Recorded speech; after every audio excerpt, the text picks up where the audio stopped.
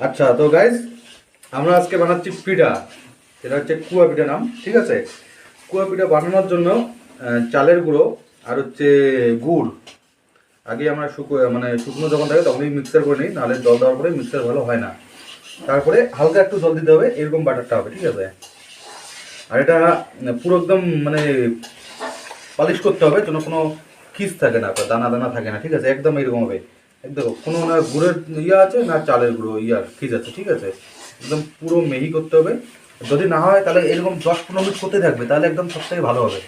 আর একটা মানে এরকম করলে খুব ভালো পিঠাটার সাইজ ফুলবে, ভালো আসবে, ঠিক আছে।